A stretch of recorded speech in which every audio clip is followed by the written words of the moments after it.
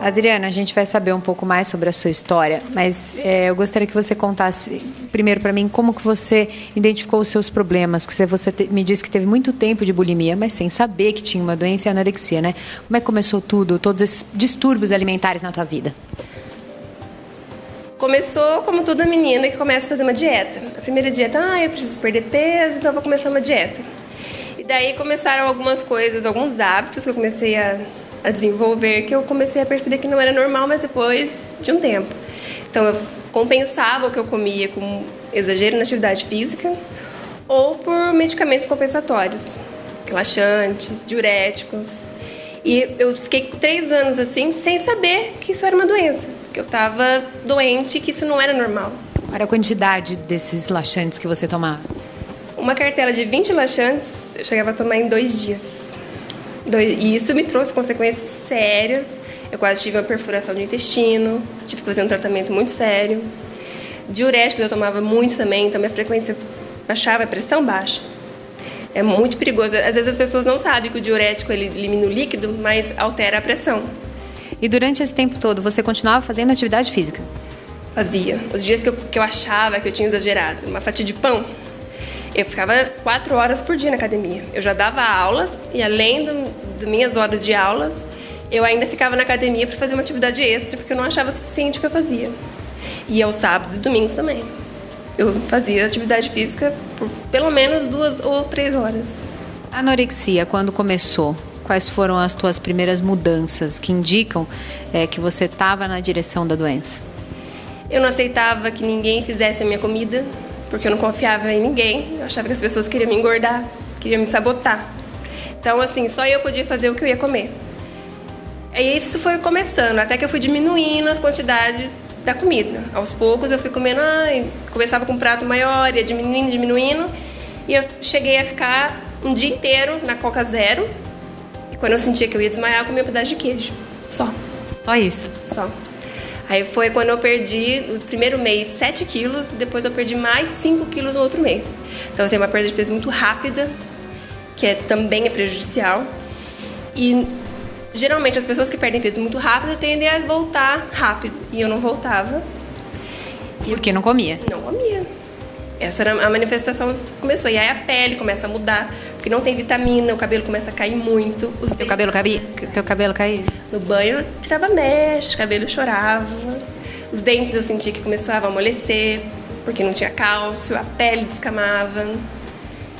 E mesmo assim eu me negava a comer, porque eu não vou engordar. Eu pegava na minha pele e falava, eu preciso perder isso. Sabe, assim, coisa absurda. Quando você se olhava no espelho, o que é que você via? Eu me via, eu estava satisfeita, mas eu sempre sentia que podia melhorar. Melhorar, no caso, era perder mais. Eu já estava no manequim 34, que pra mim a estatura não dá, né? É muito baixo. E mesmo assim eu achava que não, que eu tinha que diminuir. E às vezes eu tinha que colocar 2 calças para parar, para tampar. E mesmo assim, eu achava que eu estava super bem. Quando as pessoas falavam, nossa, você tá muito magra, eu ficava super feliz, eu não ficava triste. Só que eu já estava com um rosto de doente, uma aparência doente. Estava doente, na verdade, já.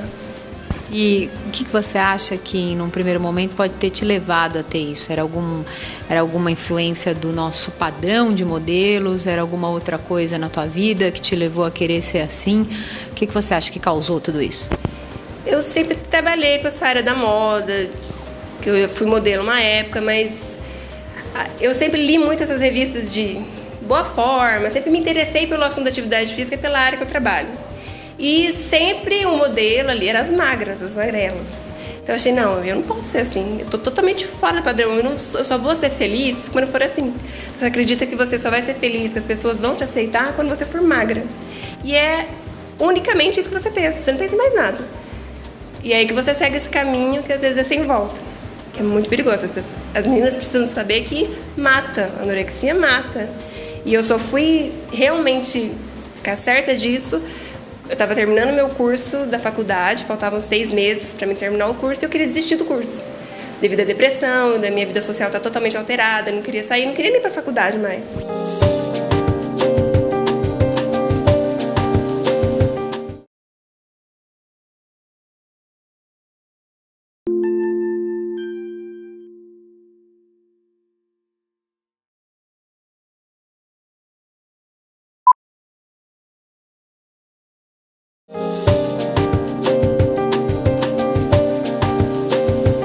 Quais foram as principais consequências para você quando você viu assim, tá errado?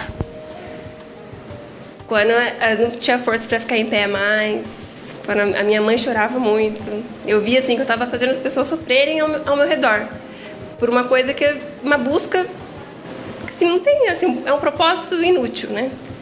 Falei, não, aí quando eu comecei a estudar para fazer minha monografia, que eu fiz nessa área, que eu comecei a ver casos muito graves de meninas que morrem, de meninas que perdem todos os dentes, que ficam carecas, perdem todos os pelos do corpo. Aí eu comecei a ver que eu estava indo nesse caminho. Falei, não, pera lá, é hora de me tratar. As tuas irmãs também parece que te viam e tentavam te alertar, né? Falavam, nossa, quando me trocava, elas chegavam, pelo amor de Deus, você precisa voltar a comer, você está muito magra. E ficava feliz. Mas aí foi quando eu busquei o tratamento psiquiátrico, junto com o psicólogo, que eu fiz um tratamento de quase 1 ano. Aí eu comecei a namorar o meu atual namorado, que também me ajudou muito. E a família, os amigos, muitos são pessoas que a gente quer se afastar quando a gente está na doença, a gente acha que elas querem só te sabotar. Porque te engordar, que é para você voltar a ter saúde, é uma coisa horrível para você. Você não aceita isso. E foram essas pessoas que me ajudaram a buscar o caminho de volta. E como foi o tratamento? É um tratamento demorado, mas assim, como a minha psicóloga falou, eu tive até um tratamento rápido. Consegui aceitar rápido pelo fato de eu estudar na área e entender os problemas que eu estava causando. Então, hoje eu sofro com alguns efeitos do que eu fiz. Então, ainda tem bastante problemas gastrointestinais, decorrentes dos medicamentos. E essa experiência que você teve, você tira, além de ter esses cuidados que você tem agora consigo mesmo todos os dias, você passa para as pessoas quando você identifica que tem uma aluna neurótica demais ou alguma menina, até modelo, que está indo por esse caminho? Passo. Até o meio da academia é o meio onde essas pessoas vão estar frequentando. E os profissionais da minha área não conseguem identificar muito bem isso. E uma vez na academia que eu trabalho, tinha uma aluna que ficava muito tempo na esteira, eu lembro que ela só fazia exercício aeróbico. Começa por aí, a pessoa se nega a fazer musculação porque vai ganhar massa magra. Ela fazia só exercício aeróbico e ficava lá, 3, 4 horas na esteira, e eu comecei a achar estranho. Ela perdeu bastante peso em pouco tempo e fui conversar com ela sobre alimentação e tal, e percebi que tinha alguma coisa errada ali. E conversando com ela, eu falei sobre o meu caso, dei minha monografia para ela ler, e ela percebeu que ela estava já indo para esse caminho, ela estava já com o início da anorexia nervosa. E eu consegui ajudar essa pessoa, então eu fico feliz assim, ela leu minha monografia, ela buscou ajuda antes dela chegar no nível crítico da doença. Adriana, você chegou num nível dessa doença, da anorexia nervosa, em que você podia morrer a qualquer momento. Você podia ter uma parada, você poderia não acordar mais a tua mãe, você me disse que ficava preocupada com isso. O que você sente hoje quando você lembra disso? Dá até um frio na barriga, assim, eu não pretendo voltar jamais, porque a depressão que acompanha a anorexia é uma sensação muito ruim. É a impressão que dá que você está no fundo de um poço, que não tem escada, não tem ninguém para te dar a mão, que você não vai sair de lá. Então, você acorda de manhã, você não tem vontade de sair da cama, já te dá aquela sensação ruim, que vai começar mais um dia. Então, não desejo para ninguém. E as mães precisam monitorar, né? Parece que tem muita informação, inclusive quando você estava tratando a doença, você encontrava muita informação na internet também sobre como disfarçar, comer menos. Como é que são esses sites?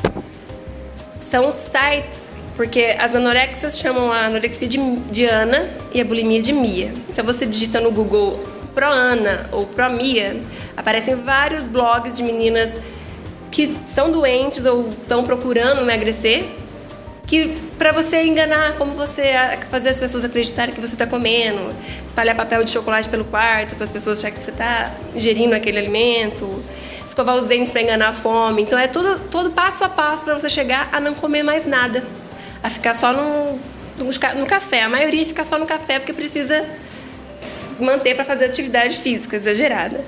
Então, são as dietas no food que elas chamam. Então, assim, ficar atento a alguns comportamentos, ficar muito tempo no banheiro, ou você acabar de se alimentar e ir direto pro banheiro, é um sinal, pode ser da bulimia, a menina vai vomitar no banheiro. Então, tomar cuidado com alguns sinais que às vezes são imperceptíveis. Só que se você for pegando aos poucos, deixa meio claro aí a doença.